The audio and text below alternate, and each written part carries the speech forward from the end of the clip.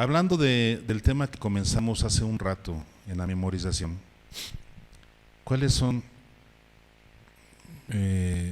los requisitos para un avivamiento? ¿Cómo es que se da un avivamiento? Ya lo platicamos un poquito en la mañana, pero lo vamos a reforzar en el mensaje de hoy. Por supuesto que nos vamos a basar en el texto que aprendimos, que fue Segundo de Crónicas 7:14. ¿Cuál es el secreto para un avivamiento? Acuérdense que la palabra avivamiento, definición de diccionario, es acto de avivar. Entonces, si estamos buscando un avivamiento, es el acto de avivar. ¿Y qué es avivar? Significa, decíamos, dar viveza, excitar, animar, motivar.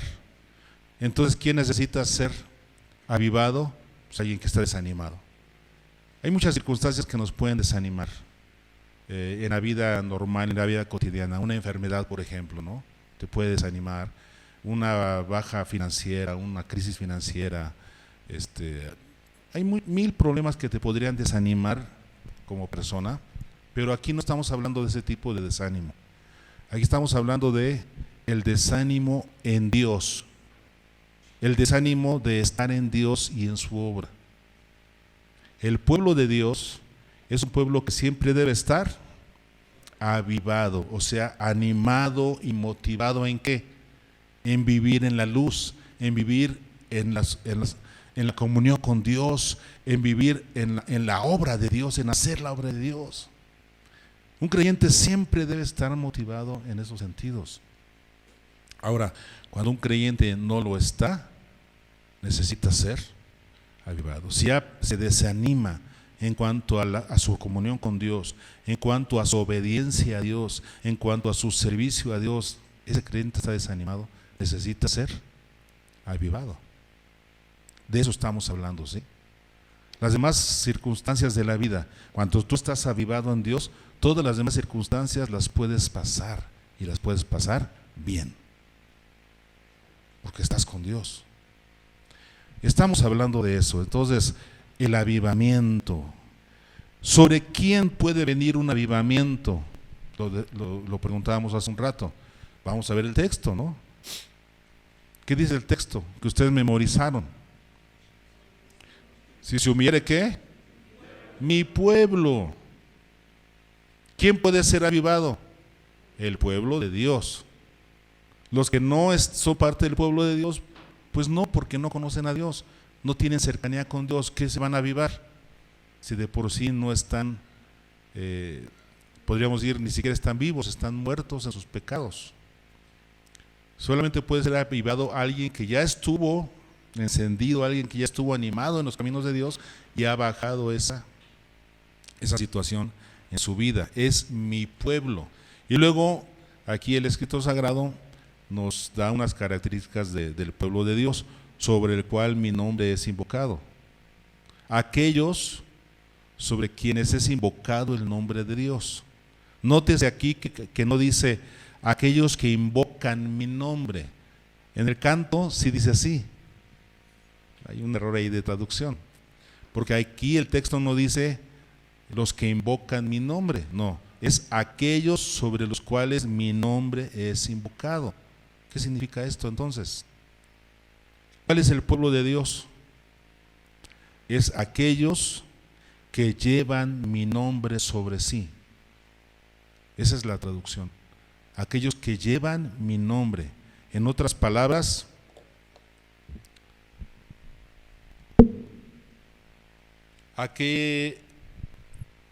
¿cómo sería cuando hablamos en términos de que cuando Dios es conocido a través del pueblo de Dios, ¿no?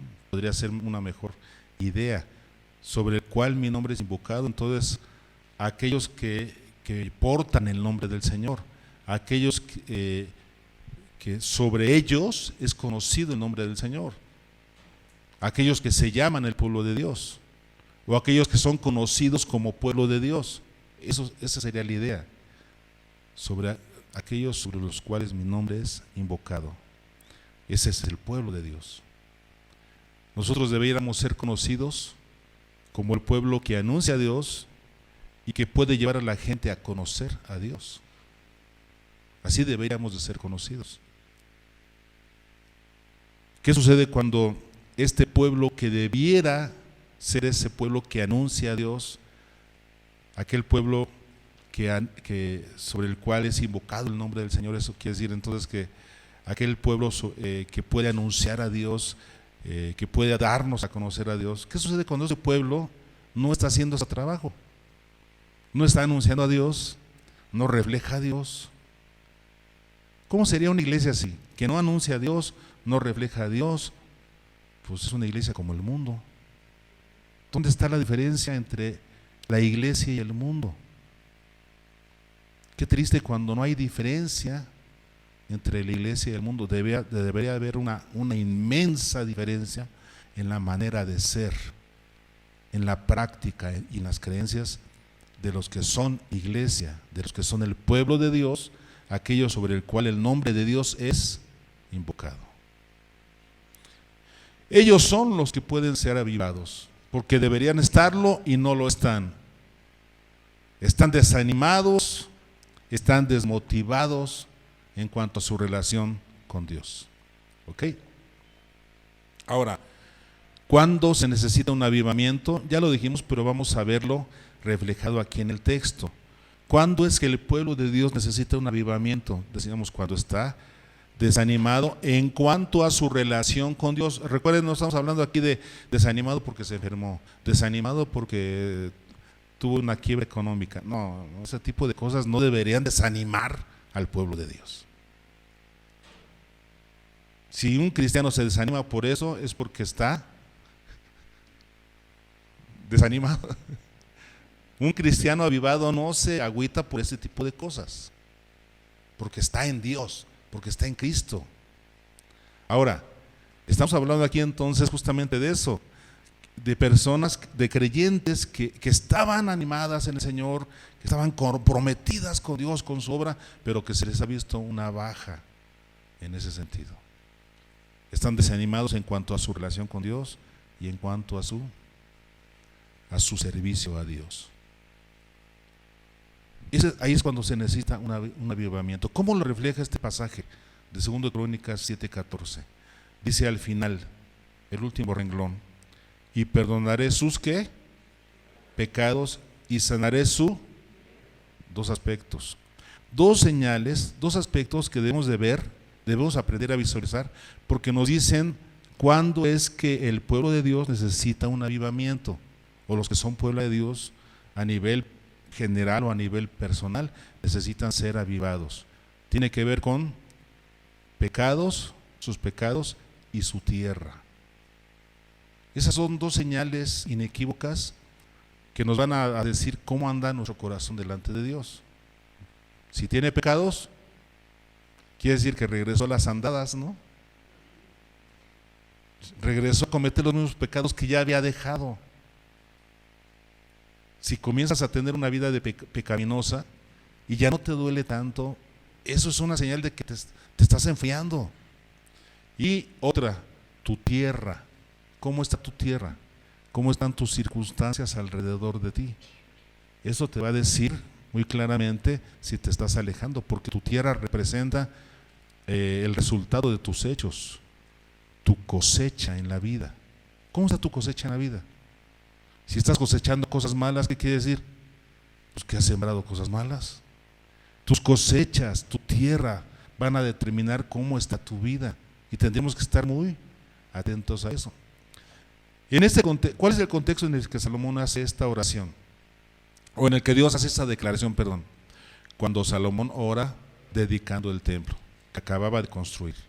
Terminó la construcción del templo de Jerusalén, y Salomón entonces le hace una oración a Dios, pidiéndole que sus ojos estén atentos, sus oídos atentos a la oración que se hiciera en el templo. Y ahí le pide varias cosas. Vamos a dirigirnos por lo que Salomón pide primero. Vean ustedes el capítulo 6, versículo 21. Termina diciendo al final, el último renglón del versículo 21, que oigas y perdones. Él sabía de dónde cojeaba su pueblo. Señor, si algún día pecamos, pues que perdones. Él sabía que iba a haber pecado en su tierra. Versículo 22. Si alguno pecare contra su prójimo. Pecado contra el prójimo. ¿Cuál es el pecado contra el prójimo? Cualquier tipo de ofensa. Cualquier tipo de ofensa contra el prójimo. Si alguno pecare contra su prójimo, ya sea porque le diga de cosas o porque le hace algo que no está bien, ¿ok? ¿Qué más? Cualquier tipo de ofensa. Versículo 24. Si tu pueblo Israel fuere derrotado delante del enemigo, ¿qué dice? Por haber prevaricado contra ti. Por haber prevaricado contra ti. ¿Y qué significa prevaricar?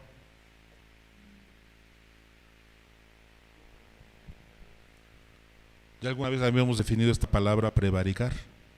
Prevaricar significa desviarse de algún deber adquirido. O sea, tú adquiriste un compromiso. Sí, yo lo hago. Eso yo lo hago. Y después fallas a esa promesa, a ese deber adquirido. Adquiriste un compromiso. Es un compromiso que tú hiciste, claramente lo hiciste, no hay lugar a dudas, tú lo firmaste, tú lo hiciste y fallas ese compromiso. Eso significa prevaricación, fallar a un deber establecido, ¿sí? Firmado, confirmado. El pueblo de Dios tiene un compromiso con Dios de no pecar y sabe que es pecado, ¿no? Porque conocemos la Biblia. Más o menos todos conocemos lo que a Dios no le gusta. Y si haces aquello que sabes que no deberías hacer, eso es, ¿qué? Prevaricación. Prevaricar es aquel pecado del que eres consciente, sabes perfectamente bien que tienes un compromiso de no hacerlo y sin embargo, lo haces. Versículo 26. Si los cielos se cerraren y no hubiere lluvias, ¿qué dice?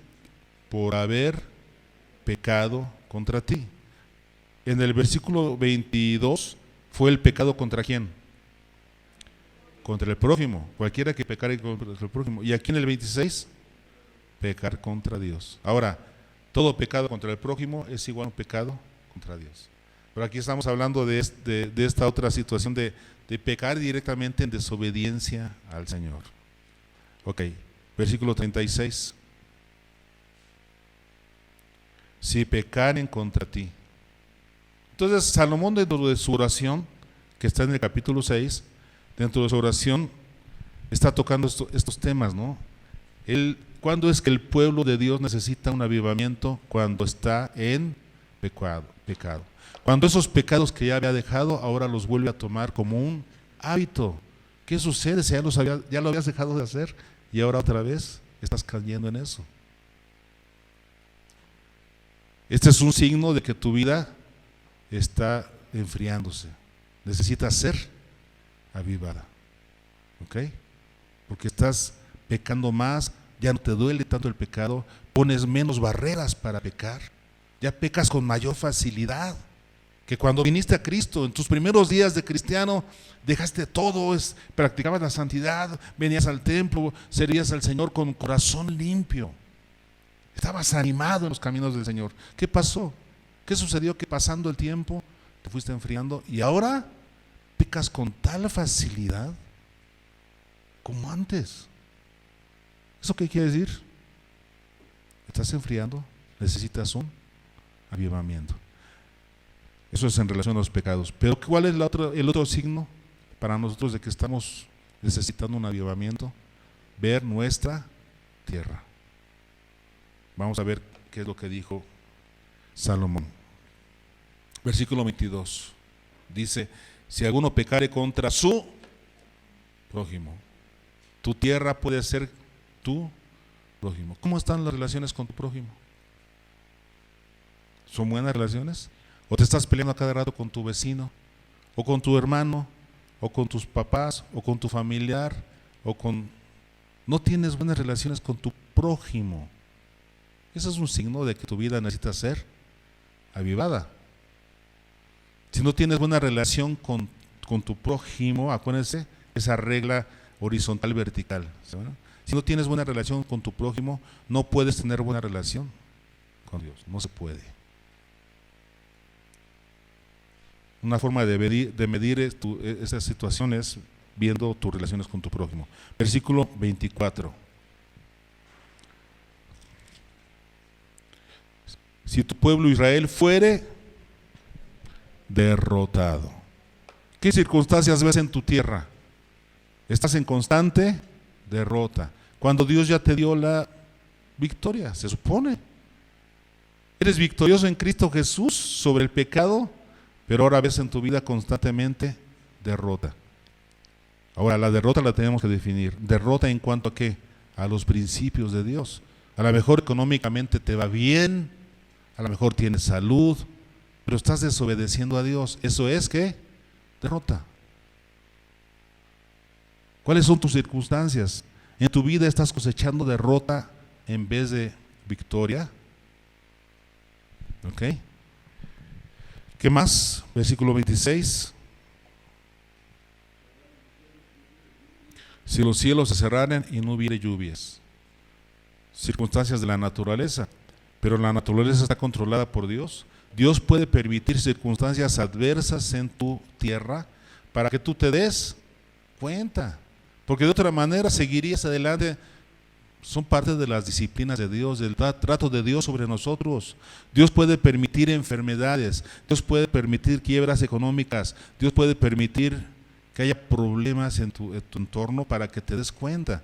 Y muchos de esos problemas son ¿cómo se llama? Originados por nosotros. Estamos simplemente cosechando cosas que nosotros mismos sembramos. Una pareja matrimonial que se lleva siempre mal, que siempre se andan enojando el uno con el otro. ¿Qué han sembrado? Esa mala relación que sembraron desde siempre y que ahora ya son grandes y no pueden solucionar. Están cosechando lo que sembraron. Tenemos que estar atentos a las cosas adversas que vemos en nuestra tierra. ¿Qué más? Versículo 28. Si hubiere hambre en la tierra, o si hubiere ¿qué? Pestilencia, o si hubiere pestilencia, pues tiene que ver con enfermedades, ¿verdad? Tizoncillo o anublo, ¿qué es eso? Hongos y parásitos en tus plantas. Y langosta o pulgón, que son plagas, ¿no? ¿Y qué más? O si te sitieren tus enemigos, y termina diciendo, o cualquier plaga o enfermedad que sea. A eso tenemos que estar atentos. Malos resultados en nuestra vida, malas cosechas, ¿qué significa? Has estado sembrando mal. Entonces, estas son las dos evidencias a las que debemos estar atentos. Son señales de que nuestra vida necesita ser avivada. Primero, pecado en nuestra vida. Y segundo, malas cosechas en nuestra vida, en nuestra familia, en nuestro entorno. Por ejemplo, mira a tus hijos. ¿Cómo es el comportamiento de tus hijos?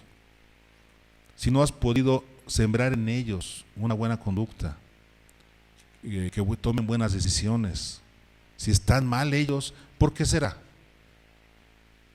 Por ti, por supuesto. Tú eres su papá, su mamá. De ahí surge todo. Entonces, es algo que tienes que solucionar. El estado de tu familia, el estado de tu vida, de lo que está alrededor de tu vida, es importante que estés atento. Eso es tu tierra. ¿Ok? Y te está señalando que tu vida necesita ser avivada en Dios. Muy bien, siguiente punto. Ya vimos sobre quién puede venir un avivamiento, sobre el pueblo de Dios.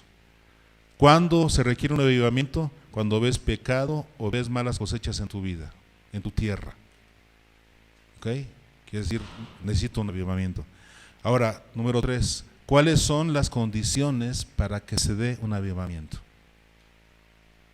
Las condiciones que deben haber en nosotros. Porque si no existen esas condiciones en nosotros, pues vamos a seguir así. y vamos a ir yéndonos cada vez más para abajo y más abajo. Pero si nos logramos percatar de dónde estamos parados, de lo mal que estamos, tenemos que hacer algo. ¿Cuáles son las condiciones para que en mi vida, en mi familia, en mi iglesia se dé un avivamiento? Primera condición. Esta es una condición importantísima. ¿Cómo comienza el texto? Si se humillara mi pueblo. ¿Qué tenemos que hacer? Humillarnos. ¿Delante de quién? De Dios. ¿Y qué significa humillarse? Si yo me humillo delante de alguien, ¿qué significa humillarse? Hacerse menos. Humillarse significa ponerse debajo de. Eso es humillarse. Ponerse debajo de alguien más. Nosotros, hermanos, si estamos desanimados en nuestra vida cristiana, seguramente es porque nos pusimos a nosotros y nuestras necesidades por encima de Dios. Es lo más seguro. ¿Cuál es la solución entonces? Ponernos debajo de Dios, por supuesto, humillarnos delante de Dios, ponernos debajo de su dominio, debajo de su gobierno. Él es el Señor y yo debo estar sujeto y obediente a Él, no Él a mí, como es la moda hoy en día en muchas iglesias, ¿no? Le oras para que Él haga lo que tú quieres que haga, en vez de que tú te sujetes a lo que Él te dice que debes hacer. Cristianismo no significa exigirle a Dios que haga lo que yo quiero. El cristianismo significa que yo me someto a lo que Dios quiere. Humillarse es ponerse debajo del dominio de Dios. Segunda de Pedro 5:6 dice: humillaos pues bajo la poderosa mano de Dios, para que Él os exalte cuando fuere tiempo. ¿Quién exalta? ¿Yo debo exaltarme? No, yo no me exalto, yo me humillo. Si yo me humillo, Dios me exalta. ¿Pero cuándo? Cuando Él quiera, cuando Él sepa que es el tiempo. Ese es un principio bíblico. Yo no debo exaltarme a mí mismo. Yo debo humillarme bajo la poderosa mano de Dios y Él me exaltará cuando sea tiempo. Recuerdo a Miqueas 6:8, cuando a través de Miqueas Dios hace una petición y dice: hombre, Él te ha declarado lo que pide de ti. ¿Y qué es lo que pide de ti? Hacer justicia, amar misericordia y humillarte delante del Señor. Humillarte ante tu Dios. Así dice literalmente, humillarte ante tu Dios. Es lo que Dios te pide, porque ese es el lugar en el que deberías estar. ¿O el lugar del hombre cuál es? Dios lo creó al hombre para que el hombre se ponga encima de él. ¿Sí? ¿Cómo está eso, no? Dios, el creador, crea su criatura para que su criatura gobierne a Dios. ¿Cómo es posible eso? No, así no es.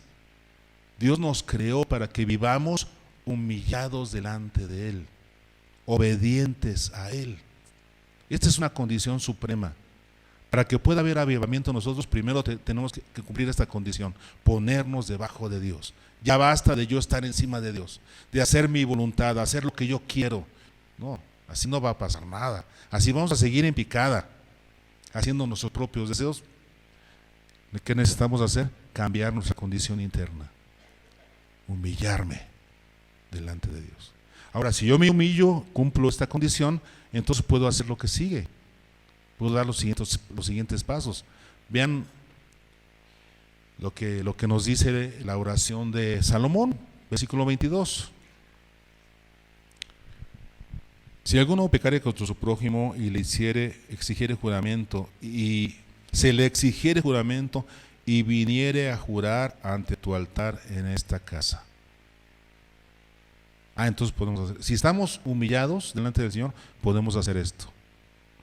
Para aquel que peca contra su prójimo, ¿qué debe hacer? venir a jurar a la casa de Dios. Es lo que ellos hacían. ¿Qué juraban? ¿Se acuerdan de Josué?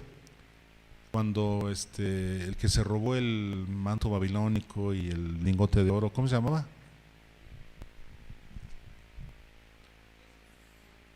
No, Acán, no, ¿cómo? Acán, ¿verdad? Ok. Que tomó lo que no debía tomar de Jericó, ¿no?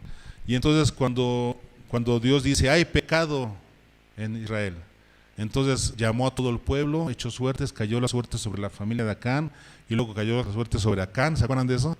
Y entonces lo llama y le dice, da gloria a Dios, hijo mío, y dime qué hiciste. Da gloria a Dios es confrontarlo con Dios. Por eso aquí dice, y viniere a jurar ante tu altar. O sea, ahí no hay forma de mentir. ¿Qué significa jurar ante tu altar? Decir la verdad. Aquí no puedes decir, es que él empezó. Si alguno pecare contra su prójimo y dijere, es que él empezó, por eso yo nomás respondí. ¿Para qué me provocas si me conoce? No, es decir la verdad. Yo pequé contra mi prójimo. Si alguno jurare en este altar, habla con la verdad. Eso es humillarte, es lo que se necesita, ¿no? Luego versículo 24.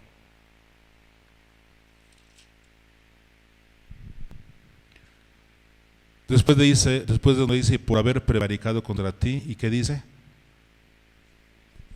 Y se convirtiere y confesare tu nombre. No confesare sus pecados, confesare tu nombre. O sea, que confiesa, yo soy tuyo, Señor, ahora sí estoy listo para confesar mis pecados. Confieso que soy tuyo. Entonces, que se convirtiere y confesare tu nombre. Y luego sigue diciendo que y rogare delante de ti en esta casa. Ahí está. Una vez que estás humillado, puedes hacer esto. Si no estás humillado, esto no lo vas a hacer. Versículo 26. Si los cielos oraren y no hubiera lluvias por haber pecado contra ti. Luego, ¿qué dice? Si oraren hacia ti en este lugar. Ahora sí puedes orar, porque estás humillado. Alguien que está, ¿cómo se llama? Exaltado delante de Dios, está sobre Dios, está con soberbia en su corazón, ¿puede orar? Eso no es oración, es un monólogo. Solamente puedes orar cuando estás humillado delante del Señor. Y ahora sí, dice entonces, y oraren a ti y confesar en tu nombre y se convirtieren de sus pecados. Se repite lo del versículo 24, se convirtieren, confesar en tu nombre. Versículo 29. Toda oración y todo ruego que hiciere cualquier hombre o todo tu pueblo Israel, cualquiera que conociere su llaga y su dolor en su corazón. O sea, realmente sintiera el dolor por haber pecado, por haberse alejado de Dios. Necesitas sentir ese dolor de haberte alejado. Si no, entonces no tiene caso. Que te obliguen a hacer una oración es como cuando le dices a alguien que no se ha arrepentido y le dices, haga su oración de fe para que sea salvo. Usted tiene que ser salvo, haga su oración de fe. Repita conmigo. No, si la persona no demuestra que está humillada delante del Señor, no muestra arrepentimiento, ¿para qué va a hacer una oración de fe? No, necesita estar humillada. Aquella persona que mirare su llaga y su dolor, realmente está arrepentida, le duele haber pecado contra Dios. ¿Ok? Luego dice el versículo 33, tú irás desde los cielos, desde el lugar de tu morada, y harás conforme a todas las cosas por las cuales hubiere clamado a ti. ¿Qué hay que hacer? Clamar. Hay que clamar a Dios. Versículo 37. Y ellos volvieron en sí en la tierra donde fueran llevados cautivos. Si pasa eso, si se convirtieran y oraren a ti en la tierra de su cautividad, ¿qué hay que hacer? Volverse de sus malos caminos y se convirtieran. Versículo 38, si se convirtieran a ti de todo su corazón y de toda su alma en la tierra de su cautividad, donde los hubiera llevado cautivos, y oraren hacia la tierra. Entonces otra vez, si se volviesen, si se convirtiesen y oraren. Por eso, hermanos, esta es la oración de Salomón. Por eso la respuesta de Dios en el 7:14. ¿Cuál es? Si se humillare mi pueblo, sobre el cual mi nombre es invocado, ¿y qué? Y oraren y buscaren mi rostro. Ahí están los 3 requisitos que están incluidos en la oración de Salomón. Aquí el Señor está respondiendo: buena oración, Salomón, así será.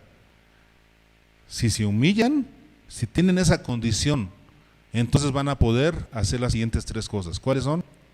Orar, buscar mi rostro y convertirse de sus malos caminos. Vamos a ver cada una de esas. Orar. ¿Por qué orar? Decíamos, cuando tú realmente te humillas, puedes orar. Si no estás humillado, esa no es oración. Pero cuando estás humillado, estás debajo del gobierno de Dios. Ya no lo habías estado, por eso te faltaba avivamiento, porque ya estabas desanimado en cuanto a Dios, habías cometido pecado, estabas con desastre en tu vida. Ok, pero te das cuenta de eso. Entonces ahora te vuelves a posicionar debajo de Dios, humillado. Entonces, ahora sí, oras. ¿Qué significado tiene la oración en este contexto? ¿Para qué sirve la oración? Confesar, aunque aquí no lo menciona, pero es parte de lo que puedes hacer cuando oras. ¿Qué más?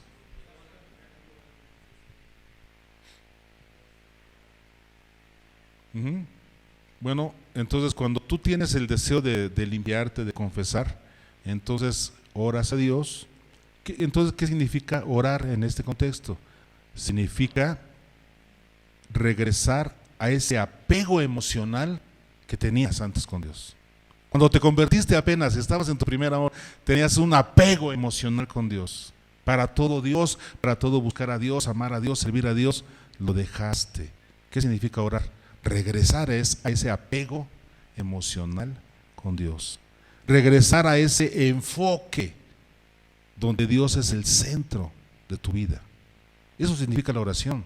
Señor, perdóname mi vida, perdóname por haberme alejado por los pecados, perdón por las cosechas que estoy recibiendo, lo merezco, esto y más, Señor, quiero regresar a tus caminos. No sé en qué momento te abandoné, no sé en qué momento me alejé, Señor, regreso, quiero que seas el centro de mi vida, perdóname. Eso es.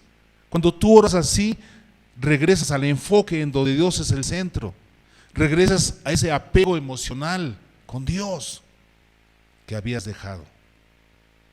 Y oraren, ¿ok? Luego dice, y buscaren mi rostro. Para que entendamos esto de buscar el rostro de Dios, pensemos en que vamos como familia, van los hijos y el papá, y de repente el papá se separa de los hijos porque hay una gran multitud. Mucha gente ahí, es el metro, no sé, de la Ciudad de México. Hay mucha gente ahí, o estamos caminando por las calles de Zacatecas en tiempos de festival, mucha gente. Y el papá se adelantó. Y entonces la mamá, tiren la cabeza a ver si ven al papá, busquen su rostro, busquen el rostro de su papá. Entre tanta gente, ¿qué haces? Buscas el rostro. Ah, ya está. Y tu papá te ve y te dice, es por acá. Y ahí van todos. ¿Qué significa buscar el rostro de Dios? Buscar su dirección, buscar su voluntad. Entre tantas voces, entre tantos rostros, entre tantos temas, buscas el de Dios. Te dejaste dirigir por otras cosas, ahora buscas el rostro de Dios. Ahora, ¿cómo se busca el rostro de Dios? Hermanos, ¿cómo? La palabra. Ni siquiera la oración. No, la oración te da ese apego emocional, te regresa a poner a Dios en el centro de tu vida, sí. Pero ¿cómo buscas el rostro de Dios? ¿Cómo buscas su voluntad? ¿Cómo buscas lo que Él te pide, lo que Él te exige? Esto es buscar el rostro de Dios. Regresar a su palabra. Y una vez que conoces lo que Dios dice, lo que Dios te pide, viene el siguiente, que es y se convirtieren de sus malos caminos. Aquí se requiere la voluntad de dejar lo que estabas haciendo mal para hacer ahora lo correcto. Porque entonces esas malas cosechas que ahora estás teniendo, en el futuro se van a cambiar por buenas cosechas si hoy comienzas a sembrar lo bueno. Es la manera de trabajar de Dios. Conviértete hoy de tus malos caminos para que después en tu tierra puedas ver las buenas cosechas. Los cambios no se dan por arte de magia. Señor, transforma todo esto. No, ¿qué transforma? No, pórtate bien para que en el futuro veas las cosechas de lo que estás sembrando bien. Aprende a sembrar bien. ¿De dónde? De la palabra. Sé obediente a la palabra. Siembra una vida de santidad, una vida de servicio, de dedicación a Dios, y verás los resultados en ti y en tu familia. ¿En dónde? En tu tierra. Por eso, ¿qué es lo que promete hacer Dios? Perdonaré tus pecados y sanaré tu tierra. Pero está toda la condición previa, ¿no? Si haces todo esto, si tú te humillas, oras, buscas mi rostro y te conviertes de tus caminos, entonces, ¿se dan cuenta de esa palabra? Entonces las cosas van a cambiar. Yo perdonaré tus pecados y sanaré tu tierra. ¿En qué forma va a sanar la tierra? Vamos a verlo. Vean la oración de Salomón. Versículo 23, 6:23, dice: tú oirás. Claro, el Señor promete oír. De hecho, eso de tú oirás está en el 23, en el 25, tú oirás, en el 27, tú oirás, en el 30, tú oirás, en el 33, tú oirás, en el 35, tú oirás, en el 39, tú oirás. Sí, el Señor promete oír si tú le buscas humillado. Si tú te humillas y oras al Señor, Él va a oír. Ok.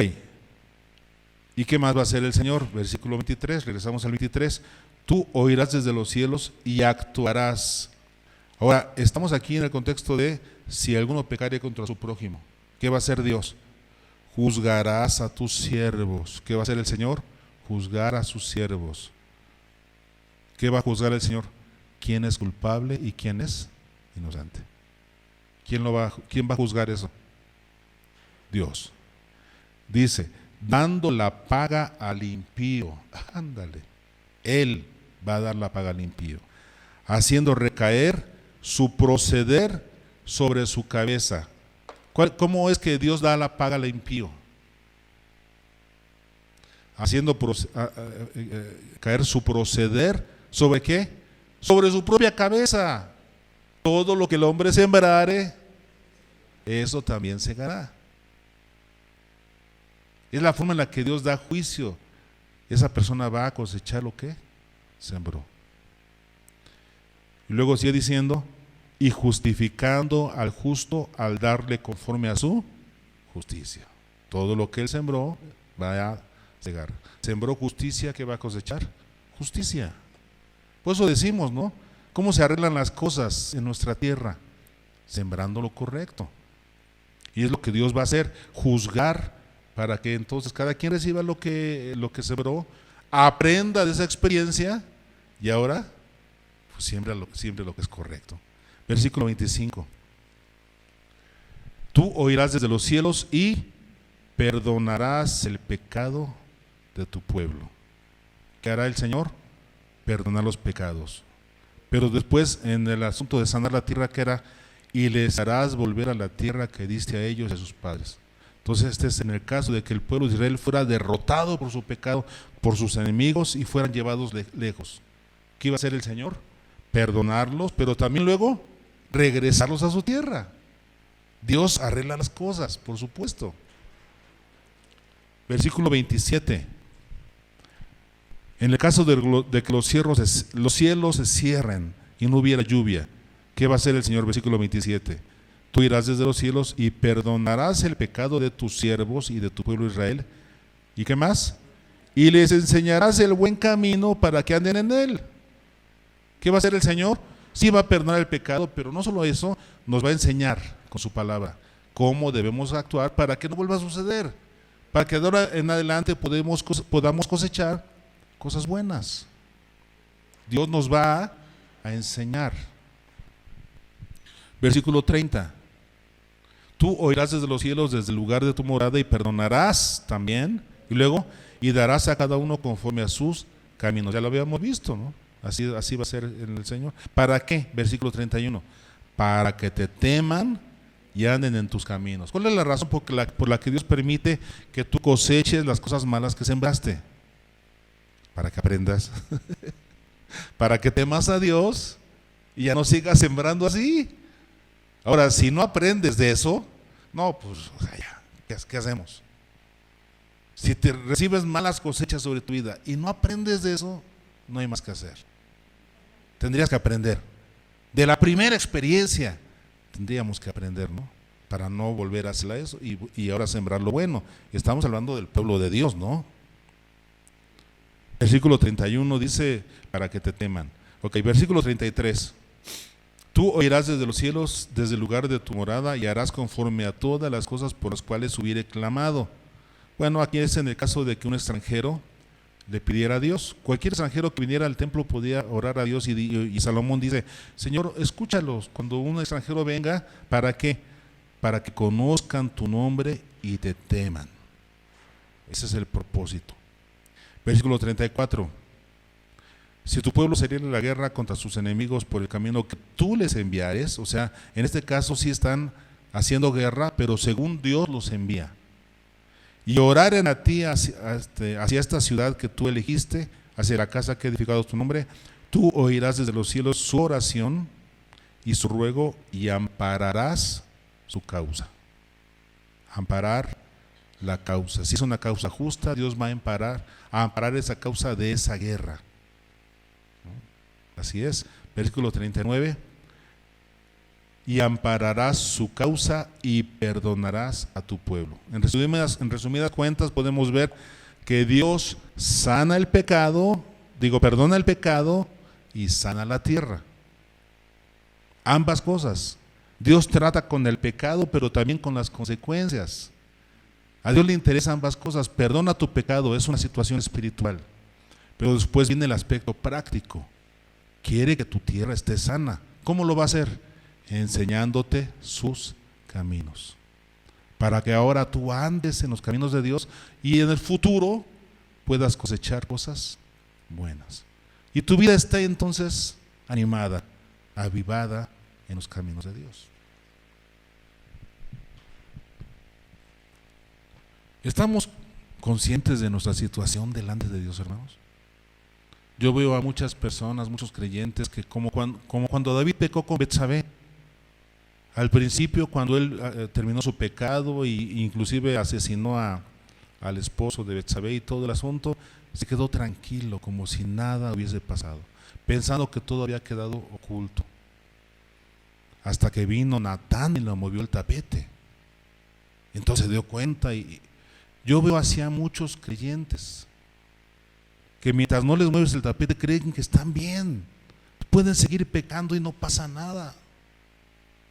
Dios tiene que venir a tocar nuestra tierra. ¿Sí entendemos eso? Dios va a venir a tocar nuestra tierra para movernos el tapete y hacernos ver que algo está mal con nuestra vida, que no está bien. Si somos hijos, Dios nos va a disciplinar. Nos va a meter una disciplina dura. ¿Para qué? Para que reaccionemos. Es parte del amor de Dios. Y entonces, hagamos esto: humillarnos, orar, buscar su rostro, convertirnos. Entonces, nuestra vida avivada va a dar buenos frutos. Dios sanará nuestra tierra. Muchas veces cuando se utiliza este texto, se le deja como que todo a Dios. Señor, tú avívanos, y hasta recitan el texto, pero todo se le deja a Dios. No, este texto tiene condiciones. Para que pueda haber avivamiento en la persona tiene que hacer su trabajo, y entonces Dios hará el suyo. Si estás viendo en tu vida consecuencias malas, si estás viendo alejamiento, si estás viendo enfriamiento, ya sabes lo que tienes que hacer. Humíllate, ora, busca el rostro de Dios, conviértete de tus malos caminos. Entonces Dios perdonará tus pecados y sanará tu tierra, tu vida, tu familia, tu entorno. ¿Ok? Aprendamos eso. Vamos a orar. Los músicos pueden pasar para que terminemos.